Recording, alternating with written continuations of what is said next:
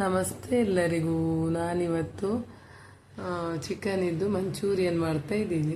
ತುಂಬಾ ಚೆನ್ನಾಗಾಗುತ್ತೆ, ಟೇಸ್ಟ್ ಆಗುತ್ತೆ ತಿನ್ನಲಿಕ್ಕೆ. ತುಂಬಾ ಸುಲಭ ಕೂಡ, ಮನೆಯಲ್ಲಿರುವ ಇಂಗ್ರೀಡಿಯೆಂಟ್. ನಾನು ಇದಕ್ಕೆ ಸಣ್ಣ ಸಣ್ಣ ಮಾಂಸದ ಪೀಸ್ ಅಂತ ಕೊಡಿದ್ದೀನಿ, ಮೂಳೆ ಇಲ್ಲ. ಅದಕ್ಕೆ ಉಪ್ಪು ಹಾಕ್ತಿದ್ದೀನಿ ರುಚಿಗೆ ತಕ್ಕಷ್ಟು. ಆಮೇಲೆ ಮನೆಯಲ್ಲೇ ಮಾಡಿರುವಂಥ ಮಸಾಲ ಪೌಡರ್,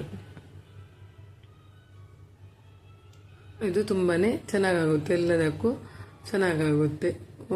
ಇನ್ನೊಂದು ವಿಡಿಯೋದಲ್ಲಿ ಯಾವುದಾದ್ರೂ ಯಾವ್ದು ರೀತಿ ಮಾಡೋದು ಅಂತೇಳಿ ತೋರಿಸ್ತೀನಿ ಮಸಾಲೆ ಪೌಡರ್. ಹಾಗೆ ಅರಶಿನ ಪುಡಿ, ಆಮೇಲೆ ಈರುಳ್ಳಿ, ಶುಂಠಿ ಬೆಳ್ಳುಳ್ಳಿ ಪೇಸ್ಟ್ ನಾನು ಮಾಡ್ಕೊಂಡಿದ್ದೆ, ಮನೆಯಲ್ಲೇ ಮಾಡಿದ್ದು, ಅದನ್ನು ಹಾಕ್ತಾ ಇದ್ದೀವಿ. ಒಂದು 2-3 ಚಮಚದಷ್ಟು ಹಾಕಿಕೊಳ್ತಾ ಇದ್ದೀನಿ ಸಣ್ಣ ಚಮಚದಲ್ಲಿ. ಆಮೇಲೆ ಕಾರ್ನ್ ಫ್ಲೋರು ಸಾಧಾರಣ ಎಲ್ಲರ ಮನೆಯಲ್ಲಿ ಇರುತ್ತೆ. ಮನೆಯಲ್ಲಿರುವ ಇಂಗ್ರೀಡಿಯೆಂಟ್ಸ್ ಹಾಕಿ ಮಾಡುವುದು, ಸುಲಭದಲ್ಲಿ ಮಾಡ್ಬೋದು. ಆಮೇಲೆ ಸ್ವಲ್ಪ ಲಿಂಬು ರಸ, ಒಂದು ಅರ್ಧ ಭಾಗದಷ್ಟು ಲಿಂಬುವನ್ನು ಹಿಂಡಿಕೊಳ್ತಾ ಇದ್ದೀನಿ.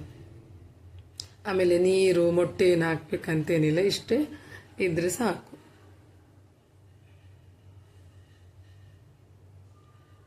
ಆಮೇಲೆ ಚೆನ್ನಾಗಿ ಮಿಕ್ಸ್ ಮಾಡಿಕೊಳ್ಬೇಕು.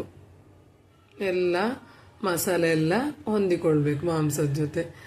ನಾನು ಮಾಂಸ ಸಣ್ಣ ಸಣ್ಣ ಪೀಸ್ ಮಾಡಿದ್ದೀನಿ, ಮತ್ತು ಮೂಳೆ ಹಾಕ್ತಿಲ್ಲ, ಬರೀ ಚಿಕನ್ ಇದು ಮಾಂಸ ಮಾತ್ರ ಹಾಕ್ತಾ ಇದ್ದೀನಿ. ಈ ರೀತಿ ನೋಡಿ ಗಟ್ಟಿಯಾಗಿ ಮಿಕ್ಸ್ ಮಾಡಿಕೊಳ್ಬೇಕು. ಕಾರ್ನ್ಫ್ಲೋರ್ ಸ್ವಲ್ಪ ಜಾಸ್ತಿ ಹಾಕಿದರೆ ಚೆನ್ನಾಗಾಗುತ್ತೆ. ನೋಡಿ ಈ ಥರ ನೋಡಿ. ಇದಕ್ಕೇನು ಫುಡ್ ಕಲರ್ ಏನು ಹಾಕಿಲ್ಲ, ಎಕ್ಸ್ಟ್ರಾ ಏನು ಟೇಸ್ಟಿಂಗ್ ಪೌಡರ್ ಕೂಡ ಹಾಕಿಲ್ಲ. ಮನೆಯಲ್ಲಿರುವ ಹೆಲ್ದಿ ಮಸಾಲ ಪುಡಿ, ಆರೋಗ್ಯಕರವಾದ ಮನೆಯಲ್ಲೇ ಮಾಡಿರುವ ಮಸಾಲ ಪುಡಿಯನ್ನು ಹಾಕಿರೋದು. ಈ ರೀತಿ ನೋಡಿ. ಆಮೇಲೆ ಒಂದು ಅರ್ಧ, ಇಲ್ಲಿದ್ದು 1 ಗಂಟೆ, ಜಾಸ್ತಿ 2 ಗಂಟೆ ಇಟ್ಟರು ಚೆನ್ನಾಗಾಗುತ್ತೆ. ಮ್ಯಾಗ್ನೇಷನ್ ಮಾಡ್ಕೊಳ್ಬೇಕು, ಅಂದರೆ ಮಸಾಲೆ ಎಲ್ಲ ಚೆನ್ನಾಗಿ ಎಳ್ಕೊಳ್ಬೇಕು. ನೋಡಿ ಈ ರೀತಿ ಎಷ್ಟು ಚೆನ್ನಾಗಿ ಎಳ್ಕೊಳ್ಳಿದ್ದೀನಿ. ನಾನೊಂದು ಅರ್ಧ 1 ಗಂಟೆಯಷ್ಟು ಬಿಟ್ಟಿದ್ದೀನಿ. ಜಾಸ್ತಿ ಹೊತ್ತು ಇಟ್ಟರು ಏನಾಗಲ್ಲ, ಮಸಾಲೆ ಎಲ್ಲ ತುಂಬಾ ಚೆನ್ನಾಗಿ ಎಳ್ಕೊಂಡಿರುತ್ತೆ. ಈ ರೀತಿ ನೋಡಿ ಎಷ್ಟು ಚೆನ್ನಾಗಿ ಬಂದಿದೆ ಅಂತೇಳಿ. ಆಮೇಲೆ ಈ ಕಡೆ ನಾನು ಎಣ್ಣೆ ಬಿಸಿ ಆಗಲಿಕ್ಕೆ ಇಟ್ಟಿದ್ದೆ. ಎಣ್ಣೆಗೆ ಒಂದೊಂದೇ ಪೀಸ್ಗಳನ್ನು ಬಿಟ್ಟು ಫ್ರೈ ಮಾಡ್ಕೊಳ್ಬೇಕು. ಎಣ್ಣೆನಷ್ಟೇ ನಾನು ಜಾಸ್ತಿ ಹಾಕಿಲ್ಲ, ಸ್ವಲ್ಪ ಎಣ್ಣೆಯಲ್ಲೇ ಮಾಡ್ತಾ ಇದ್ದೀನಿ. ತುಂಬಾ ಚೆನ್ನಾಗಾಗುತ್ತೆ. ಮಕ್ಕಳೆಲ್ಲ ತುಂಬಾ ಇಷ್ಟಪಟ್ಟು ತಿಂತಾರೆ, ಮನೆಯಲ್ಲೇ ಮಾಡಿರುವ ರೆಸಿಪಿ ಆಗಿರೋದ್ರಿಂದ. ನಾವು ಹೊರಗಡೆ ತಿನ್ನುವಾಗೆಲ್ಲ ಟೇಸ್ಟಿಂಗ್ ಪೌಡರ್ ಎಲ್ಲ ಹಾಕಿರ್ತಾರೆ, ಅದೇ ನಾವು ಮನೆಯಲ್ಲೇ ಮಾಡೋದಾದ್ರೆ ಆರೋಗ್ಯವಾಗಿ ಮಾಡಿ ಕೊಡ್ಬೋದು. ತುಂಬಾ ಟೇಸ್ಟ್ ಕೂಡ ತುಂಬಾ ಚೆನ್ನಾಗಾಗುತ್ತೆ. ಆಮೇಲೆ ಈಗ ಒಂದು ಸೈಡ್ ಫ್ರೈ ಆದಮೇಲೆ ಇನ್ನೊಂದು ಸೈಡ್ ಫ್ರೈ ಆಗಲಿಕ್ಕೆ ಕೌಚಿ ಹಾಕ್ತಾ ಇದ್ದೀನಿ. ನೋಡಿ ಎಷ್ಟು ಚೆನ್ನಾಗಿ ಕಾಣ್ತಾ ಇದೆ. ಹಾಗೆ ಟೇಸ್ಟ್ ಕೂಡ ಅಷ್ಟೇ ತುಂಬಾ ಚೆನ್ನಾಗಾಗಿದೆ. ಎಲ್ಲ ಚೆನ್ನಾಗಿ ರೋಸ್ಟ್ ಆಗಿ ಫ್ರೈ ಆಗಬೇಕು ಪೀಸ್ಗಳೆಲ್ಲ.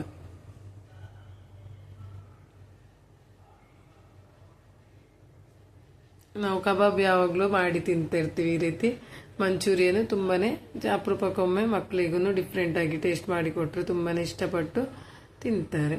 ಅದೇ ರೀತಿ ಮೊದಲಿದು ಫ್ರೈ ಆಗ್ತಾ ಬಂತು ನೋಡಿ. ನಾನು ಫಸ್ಟ್ ರೌಂಡಿಗೆ ಫ್ರೈ ಮಾಡಲಿಕ್ಕೆ ಹಾಕಿದೆ ಅಲ್ವಾ, ಚೆನ್ನಾಗಿ ರೋಸ್ಟ್ ಆಗಿ ಫ್ರೈ ಮಾಡಿಕೊಳ್ಬೇಕು. ಆಮೇಲೆ ಒಂದು ಸೈಡಿಗೆ ಒಂದು ಪ್ಲೇಟಿಗೆ ತೆಗೆದಿಟ್ಕೊಳ್ಬೇಕು. ಎಣ್ಣೆಲ್ಲ ಸರಿ ಸೋಸಿ ಆಮೇಲೆ ತೆಗಿಬೇಕು.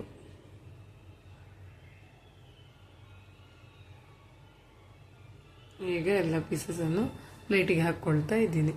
ಹಾಗೆ ನಾನು ಉಳಿದಿರುವ ಮತ್ತೆ ಪೀಸಸ್ ಇರ್ತಿದ್ದು ನೋಡಿ, ಅದನ್ನು ಕೂಡ ಹಾಕ್ತಿದ್ದೀನಿ. ನೋಡಿ ಇಷ್ಟು ಫ್ರೈ ಆಗಬೇಕಂತ ಹೇಳಿ, ಇಷ್ಟು ಗೋಲ್ಡನ್ ಆಗಿ ಫ್ರೈ ಆಗಬೇಕು. ಮತ್ತೆ ಉಳಿದ ಪೀಸ್ಗಳಿತ್ತು ನೋಡಿ, ಅದನ್ನು ಕೂಡ ಫ್ರೈ ಮಾಡ್ತಾ ಇದ್ದೀನಿ.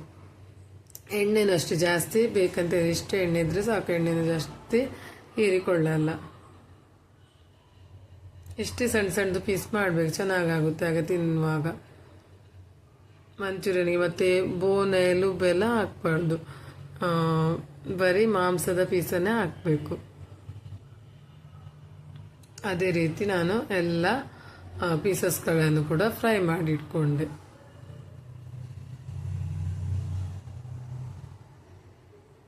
ನೋಡಿ ಎಷ್ಟು ರೋಸ್ಟ್ ಆಗಿ ಚೆನ್ನಾಗಿ ಫ್ರೈ ಆಗಿದೆ ಅಂತೇಳಿ, ತುಂಬಾ ಚೆನ್ನಾಗಿ ಆಗಿದೆ. ರುಚಿ ಕೂಡ ಅಷ್ಟೇ ಚೆನ್ನಾಗಿ. ಮೇಲೆ ನಾನು ಇದಕ್ಕೆ ಮಸಾಲೆಗೆ ಈರುಳ್ಳಿ, ಟೊಮೊಟೊ, ಕೊತ್ತಂಬರಿ ಸೊಪ್ಪು, ಶುಂಠಿ ಬೆಳ್ಳುಳ್ಳಿ, ಮೆಣಸು, ಹಾಗೆ ಕ್ಯಾಪ್ಸಿಕಮ್ಮನ್ನು ತಗೊಂಡಿದ್ದೀನಿ ಒಂದು ದೊಡ್ಡ.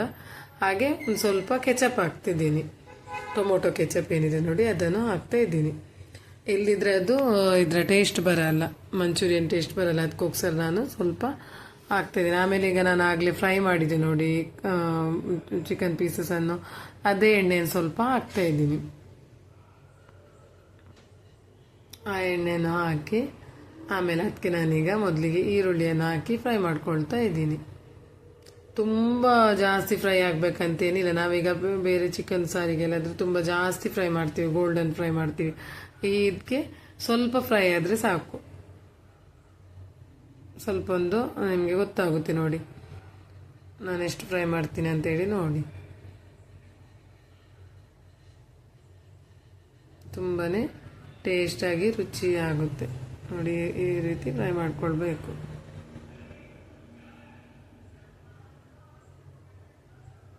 ಆಮೇಲೆ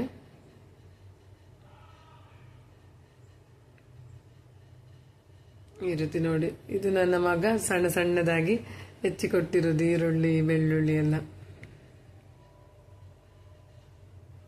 ಶುಂಠಿ ಬೆಳ್ಳುಳ್ಳಿಯನ್ನು ಈಗ ಹಾಕ್ತಾ ಇದ್ದೀನಿ ಸಣ್ಣ ಸಣ್ಣ. ನಾವು ಪೇಸ್ಟಿಗೆ ಕೂಡ ಹಾಕಿದ್ದೇವೆ, ಹಾಗೆ ಮಂಚೂರಿಯನ್ ಈಗ ಮಾಡಬೇಕಾದ್ರೂ ಹಾಕ್ಬೇಕು. ಹಾಗೆ ಒಂದು ಕಾಯಿ ಮೆಣಸು ಸಣ್ಣ ಸಣ್ಣದಾಗಿ ಹಚ್ಚಿಕೊಂಡು ಹಾಕಬೇಕು.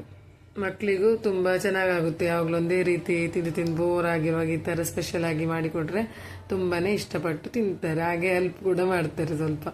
ಹಾಗೆ ಸ್ವಲ್ಪ ಟೊಮೊಟೊ ಹಾಕ್ತಿದ್ದೀನಿ. ಟೊಮೊಟೊ ಕೆಚಪ್ ಹಾಕಿರೋದ್ರಿಂದ ಸ್ವಲ್ಪ ಟೊಮೊಟೊ, ಒಂದು ಅರ್ಧ ಟೊಮೊಟೊ ಹಾಕಿದರೆ ಸಾಕು. ಆಮೇಲೆ ಈಗ ನಾನು ಕ್ಯಾಪ್ಸಿಕಮ್ಮನ್ನು ಹಾಕ್ತಾ ಇದ್ದೀನಿ. ಈರುಳ್ಳಿ ನೋಡಿದ್ರಲ್ವ ಎಷ್ಟು ಫ್ರೈ ಆಗಬೇಕಂತೇಳಿ, ಜಾಸ್ತಿ ಏನು ಫ್ರೈ. ಆಮೇಲೆ ಸ್ವಲ್ಪ ಕೊತ್ತಂಬರಿ ಸೊಪ್ಪನ್ನು ಹಾಕ್ತಾ ಇದ್ದೀನಿ.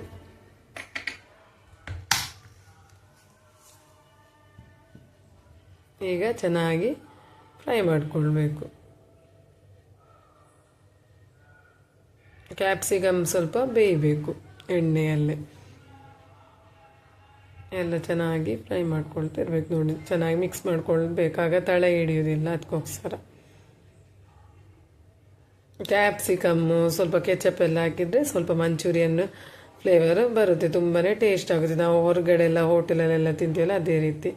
ಈಗ ನೋಡಿ ಸ್ವಲ್ಪ ಒಂದು ಅರ್ಧ ಚಮಚದಷ್ಟು ಕಾರ್ನ್ಫ್ಲೋರ್ ಒಂದು ತಟ್ಟೆಗೆ ಹಾಕಿ ಅದಕ್ಕೆ ಸ್ವಲ್ಪ ನೀರು ಹಾಕಿ ಮಿಕ್ಸ್ ಮಾಡ್ಕೊಂಡು ಇಡಬೇಕು. ಅಷ್ಟರವರೆಗೆ ಅದು ಫ್ರೈ ಆಗ್ತಿರ್ತದಲ್ಲ, ಆ ಗ್ಯಾಪಲ್ಲಿ ಈ ರೀತಿ ಸ್ವಲ್ಪ ಮಿಕ್ಸ್ ಮಾಡ್ಕೊಂಡು ಇರಬೇಕು. ನೀರಿಗೆ ಒಂದು ಅರ್ಧ ಚಮಚದಷ್ಟು ಕಾರ್ನ್ಫ್ಲೋರ್ ಹಾಕಿ ಚೆನ್ನಾಗಿ ಮಿಕ್ಸ್ ಮಾಡಿಕೊಂಡು, ಯಾವುದೇ ಗಂಟು ಇರಬಾರ್ದು. ಈ ರೀತಿ ನೋಡಿ ಚೆನ್ನಾಗಿ ಫ್ರೈ ಮಾಡ್ಕೊಳ್ಬೇಕು. ಈಗ ಬೇಯ್ತಾ ಇದೆ ನೋಡಿ ಎಷ್ಟು ಚೆನ್ನಾಗಿ ಫ್ರೈ ಆಗ್ತಿದೆ ಅಂತ.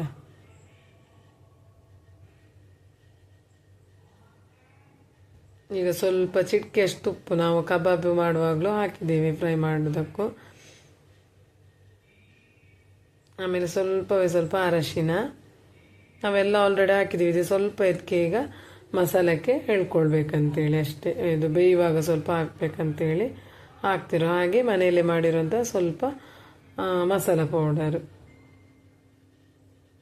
ಇನ್ನೊಂದು ವಿಡಿಯೋದಲ್ಲಿ ನಾನು ಮಸಾಲ ಪೌಡರ್ ಯಾವ ರೀತಿ ಮಾಡೋದಂತೇಳಿ ತೋರಿಸ್ತೀನಿ. ಇದು ಆಲ್ ಇನ್ ಒನ್, ಎಲ್ಲ ಇದಕ್ಕೆ ವೆಜ್ ನಾನ್ ವೆಜ್ ಎಲ್ಲದಕ್ಕೂ ಹಾಕ್ಬೋದು. ಇದು ನನ್ನ ಅತ್ತೆ ಮಾಡಿಕೊಟ್ಟಿರೋದು. ಅವರು ಮಿಲ್ಲಲ್ಲಿ ಪೌಡರ್ ಮಾಡಿಸಿದ್ದಾರೆ. ಹುರಿದ ಮಸಾಲೆ ಎಲ್ಲ ಮನೆಯಲ್ಲೇ ಹುರಿದು ಬಿಟ್ಟು. ಆಮೇಲೆ ಸ್ವಲ್ಪ ಕೆಚಪ್ಪನ್ನು ಹಾಕ್ತಾ ಇದ್ದೀನಿ. ನಿಮಗೆ ಎಷ್ಟು ಬೇಕೋ ಅಷ್ಟು ನೋಡಿ ಕೆಚಪ್ಪನ್ನು ಹಾಕ್ಬೋದು ಟೇಸ್ಟಿಗೆ ಅನುಸಾರವಾಗಿ.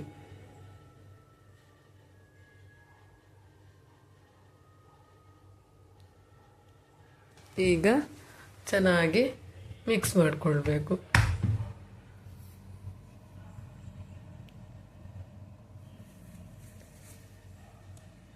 ಆಮೇಲೆ ಅದು ಆಗಲೇ ನಾವು ಕಾರ್ನ್ಫ್ಲವರ್ ಇದು ನೀರು ಮಾಡಿ ಇಟ್ಕೊಂಡಿದ್ವಿ ನೋಡಿ, ಅದನ್ನು ಕೂಡ ಹಾಕಬೇಕು.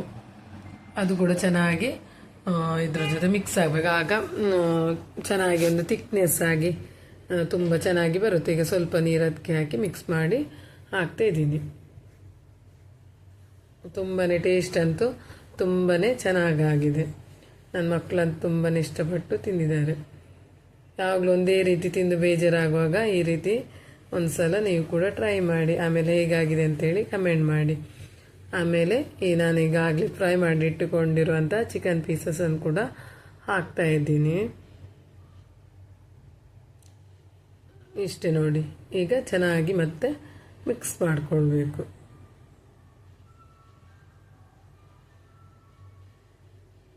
ಜಾಸ್ತಿ ಟೈಮ್ ಏನು ತಗೊಳ್ಳಲ್ಲ